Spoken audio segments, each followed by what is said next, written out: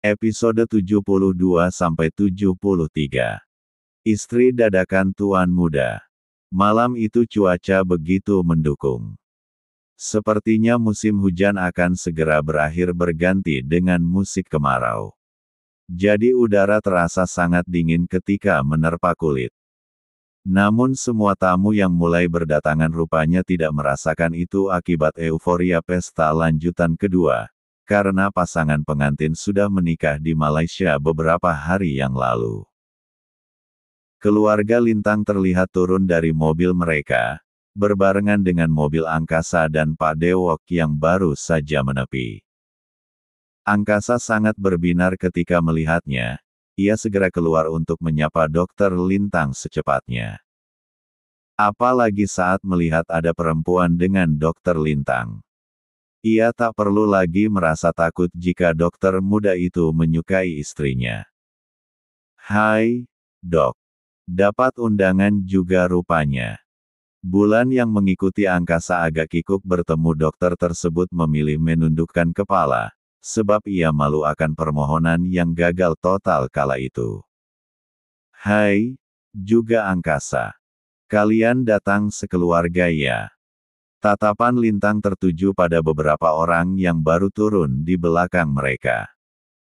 Pelangi sendiri baru sadar, jika yang datang bersama angkasa adalah Bulan saat dia melihat Fatan.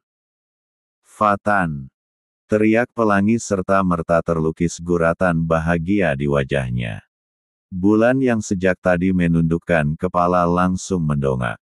"Siapa tante cantik?" tanya Kiara penasaran. Ia ikut menatap ke arah bocah lelaki di depannya. "Adik, tante. Kiara," jawab Pelangi buru-buru. "Kak Pelangi."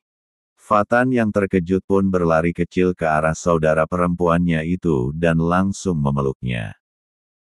Sudah hampir 5 bulan berlalu, mereka terpisah gara-gara orang tua mereka yang bercerai. "Iya, Dek. Kakak kangen." "Oh ya, kamu sudah sehat kan? Mana yang sakit, Dek? Nanti kakak obatin ya. Kakak dengar kata ibu kamu sakit-sakitan." "Ih, Kak Pelangi. Tanyanya satu-satu dong.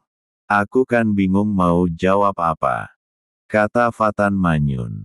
"Iya, kamu gak usah jawab. Apa Kak Bulan menjagamu dengan baik?" Pertanyaan itu sontak mengundang tatapan aneh di antara mereka, terutama wajah Bulan dan angkasa. "Tenang saja, Kak. Aku punya orang tua baru sekarang.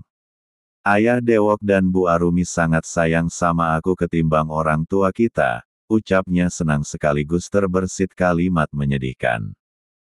"Oh, jadi ini saudara Fatan." Pak Dewok mengalihkan topik pembicaraan. "Maksud Bapak apa ya?" tanya Pelangi bingung. "Iya, menantu kami Sekar menemukan Fatan. Dialah yang merawat Fatan seperti adiknya," jawab Pak Dewok asal. Itu semua ia lakukan agar tidak menimbulkan kecurigaan angkasa. "Apa? Jadi namanya Sekar?" tanya Pelangi lagi, menoleh dan memperhatikan seksama wajah Bulan. Angkasa yang memperhatikan tatapan Pelangi seolah menodong Bulan jadi tidak menyukainya.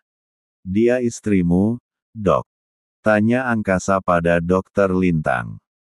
"Tolong beritahu dia, aku tidak menyukai caranya yang terus-terusan memanggil istriku Bulan.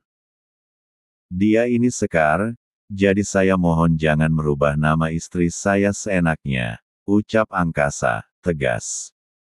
"Oh, maaf. Tenang angkasa." Dokter Lintang berusaha menengahi. "Mungkin wajah istrimu mirip wanita yang disebut Pelangi tadi makanya dia salah melihat."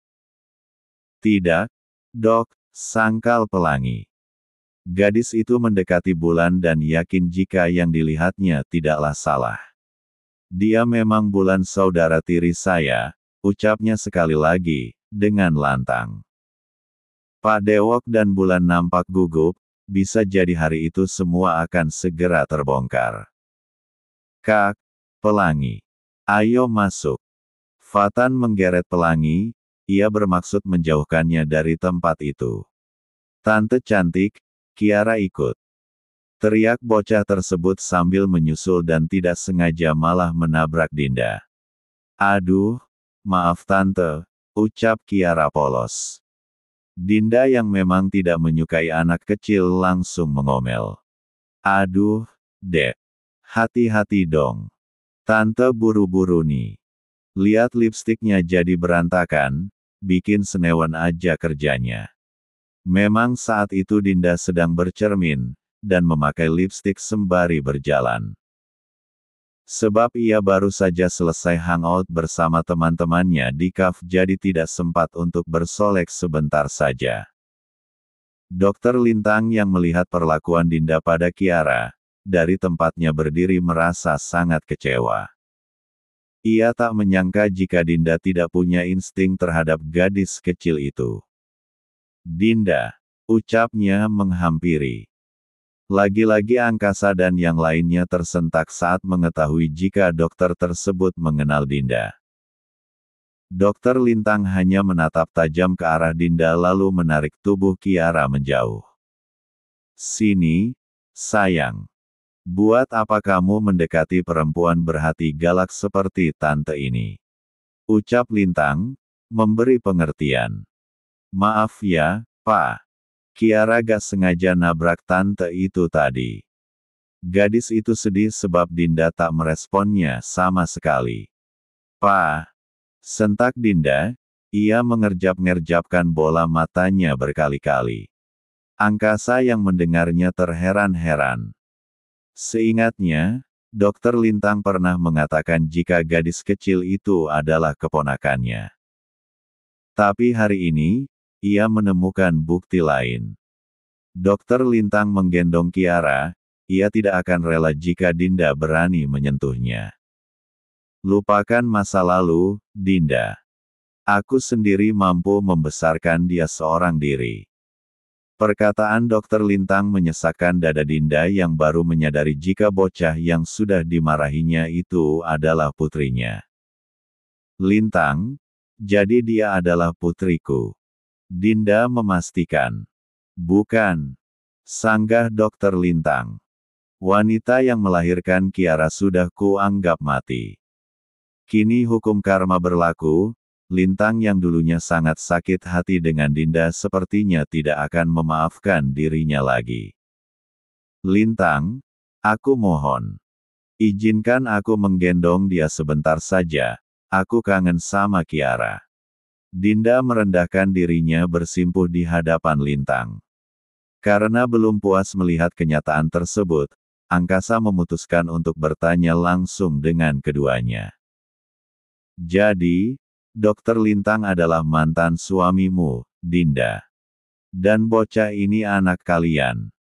Tunjuk Angkasa pada Kiara. Apa om? Anak? Tanya Kiara balik. Itu artinya dia adalah mamanya Kiara dong, Pak. Iya, nak. Ini mama, sayang. Mama kangen banget sama kamu.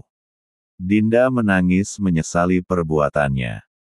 Dengan memarahi Kiara bertambah sulitlah jalannya meminta maaf.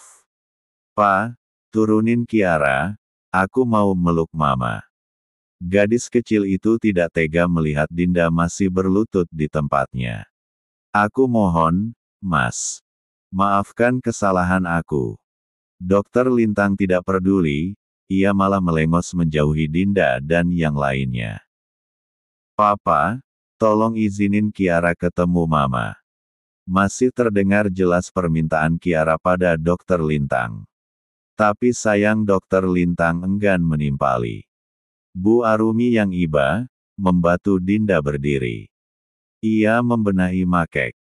Dinda dengan sapu tangannya dan mengajak mereka masuk.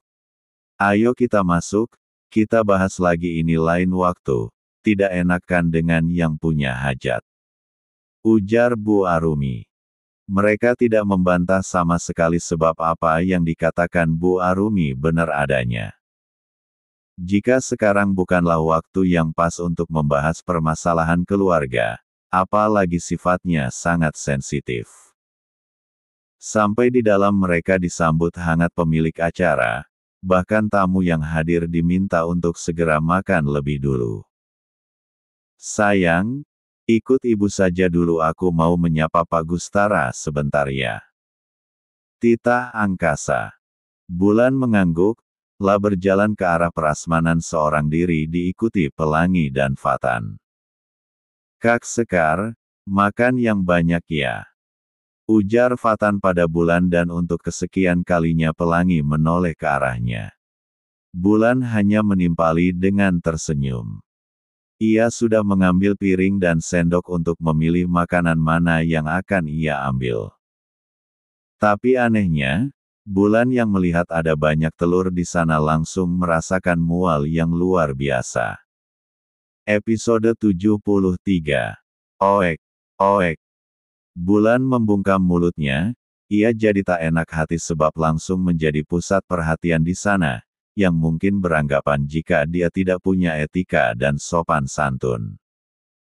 Fatan kasihan, lah mencoba mendekati Bulan tapi belum juga mulai bertanya, Pelangi menahan lengannya. Biarin aja, Tan. Tapi, Kak, STTT. Nurut aja sama kakak. Pelangi tidak suka Fatan terlalu sibuk mengurusi kakak tirinya itu. Bulan yang tak sanggup menahan diri akibat rasa mual, lekas menaruh piring kembali ke meja dan berlari ke toilet. Bu Widya adalah salah satu tamu di ruangan tersebut. Ia yang sedang menyalami para tamu undangan lainnya dapat melihat Bulan dari kejadian merasa was-was. Bu Widya, sudah lama ya gak ketemu? Tanya salah seorang teman perempuannya. Iya, Bu. Biasalah sibuk. Oh ya, maaf ya saya izin ke toilet sebentar. Ujarnya berpamitan. Iya, silakan Bu. Bu Widya bergegas menyusul, angkasa sendiri sampai heran melihat mertuanya itu terburu-buru. Angkasa kembali ke meja makan. Ia sudah cukup lama membiarkan Bulan seorang diri. Tapi sesampainya di sana ia tidak melihat Bulan di mana-mana. Angkasa menemukan Bu Arumi dan Pak Dewok yang sedang makan lalu menanyainya, tapi keduanya juga tidak tahu. Fatan yang tak jauh dari sana, rupanya peka. Ia segera mendekat dan memberitahukan jika Bulan sedang ke toilet. Tapi di ambang pintu, Bu Widya tidak langsung masuk. Ia memilih mengintip dari balik pintu yang rupanya tidak ditutup rapat oleh Bulan. Aduh, kenapa perutku jadi sering mual ya? Apa mungkin aku sakit? Badanku memang agak demam sih. Tanya Bulan seorang diri dan ucapannya itu sampai ke telinga Bu Widya. Perempuan parubaya itu menggeleng berulang-ulang. Ia takut apa yang selama ini ia pikirkan benar-benar sudah terjadi, dan itu akan menjadi momok yang akan sangat menakutkan di dalam hidup gadis malang itu. Mungkinkah perkiraanku benar? Sekarang Bulan sudah mengandung benih dari rahim angkasa. Ya, mungkin angkasa dan keluarga akan sangat bahagia dengan itu. Tetapi bagaimana jika suatu hari nanti angkasa menyadari semua kebenarannya?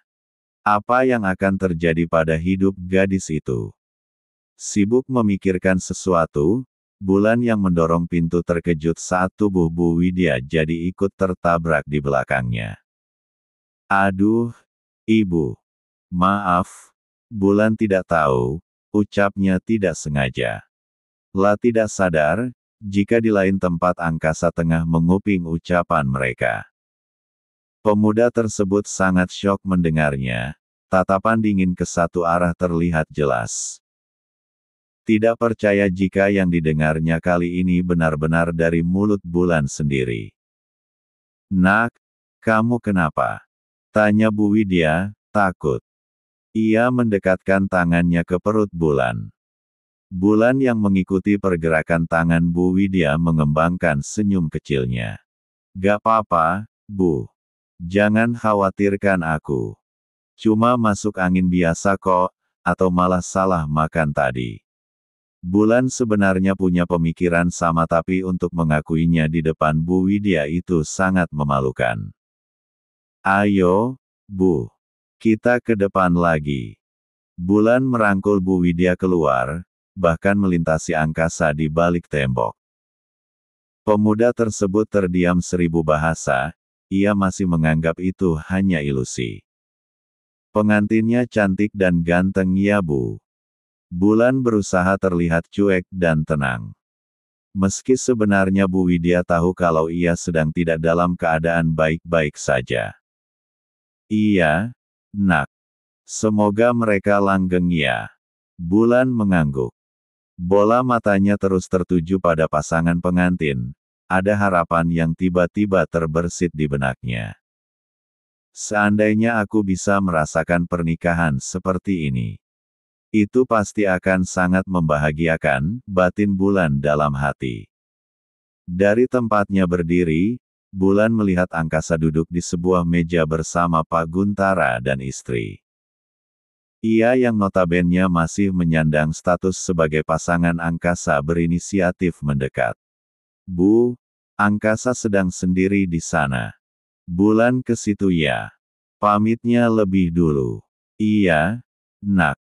Semoga kebahagiaan menyertaimu, jawab Bu Arumi setulus hati. Amin. Gadis itu berjalan mendekat. Ia memutuskan menyapa kedua pasangan tersebut. Malam, Pak, Bu. Sapanya ramah. Malam, oh iya. Baru nyadar ya, Pak. Ini istrimu kan Pak Angkasa? Tanya Bu Wiwit kemudian. Angkasa hanya mengembangkan senyum sekilas. Suasana hatinya serasa kurang baik sekarang.